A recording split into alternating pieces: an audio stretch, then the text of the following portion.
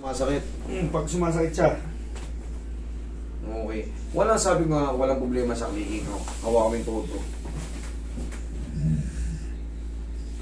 Ayun, mas marami pa. Pero, walang pain.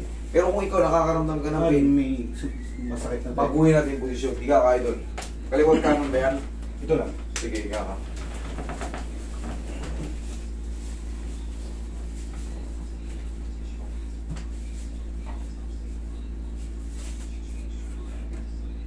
Dahil kasi Ang laki na ba? Oh? Oh? Kaya pal. Ang tawag dito is locks or extended ligaments. Yan yung ano, hindi to consistent na masakit. Mas masakit to pag na-timingan ka ng maling hakbang, iipit. Ah. Pero pag napahinga, goods na naman. Oo. Ganun to. Hindi to yung consistent talaga, dire-diretso masakit. Hindi. May mga times lang siya. Yun. Lalo pag traffic. Yung pag naipit. Ito, yung ganito. Oh. Extended ligaments yan. Oh. Ito mong pinawala eh. Oh, laki yung isang pindot ko lang. Ito, hindi oh. Dahil kasi tumatama ang tuhod ko dati sa mga kalbukan. Oink. Oink. Sapul na sapul ka dito ako. Okay. Ito ang ginagawa talaga sa totoong proseso kung talagang idadaan sa siyensya, kinakayod nila yan. Pero kaya naman to ng adjustment, yung literal na adjustment. Pero may mga chance pa rin na hindi mapiperfect talagang nandito na to eh. Kaya hindi ba ganyan siyang tuhod? Meron sobra. Yung dati ka na na-injured, parang naglaman to. Yun ang ibig sabihin nun. Yung laman, kumapal. Yun yun. Kasi wala ako niyan. Wala ako niyan.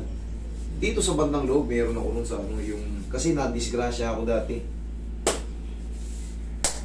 Pero inaalog lang yan. Inaalog-alog lang yan.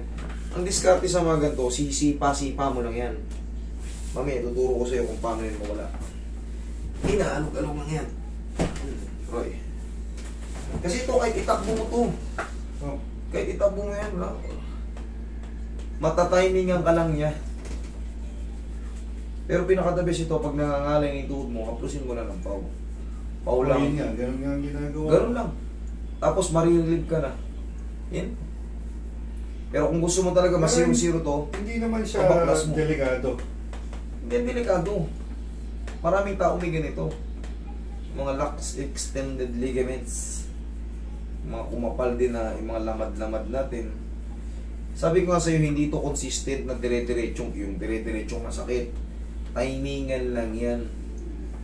Pero pag masama ang pag-aipit, para kang pinalo sa tuhod, para kang nawala ng lakas. Pero saglit lang naman yun, makaka-recover ka rin. Ang pinaka-discarte lang dyan, pag sumakit, titigasan mo lang to. Tigasan mo yan, sipa mo. Yan. Yun lang. Tapos tumayo ka na. Malalaman mo na agad kung nagbago. Kanina hindi ka ganyan lakad mo. Paisa-isa ang lakad mo, alam ko yan. Nakita natin yung video mo kanina. Kahit reviewin mo yung video mo kanina, paisa-isa yung lakad mo. Inaantay ako ng mga taga-amin. Sabi ko muna. Ayan, shoutout sa inyo mga taga-Alaminos, Laguna. At kami ang susunod. Pag Malapit na naman ang Lansonisan. At magdalaki. Kailan ba ang pitasan ng Lanson? October, no? August, September, October. Okay, yun. Sige, magtatutalon ka. Tingnan mo. Hindi mo siya masakit eh. Ganyan, gaya no. Tingnan mo ngayon. Hanggang. Diba hanggang? Inaalog lang yan. Ngayon, ikaw, sabihin na natin, nagdadrive ka, upo ka dito. Kanyari, nagdrive ka. Medyo traffic talaga eh. Pag uwi mo sa bahay mo, ang ganito ang tuog ko. Ganito, gaya mo ko. Parang di ka na magpapa-adjust. Sige, taas mo. Yun. Yun lang. Tapos saplusin mo ng pau. Ganun lang. Yun lang pag-alog dyan. Kahit ganun-ganun mo yan. So kailangan lang talaga siyang... Yayanigin mo lang, aalugin mo lang. Okay? Sige, ingat kayo. Thank you very much. Thank you.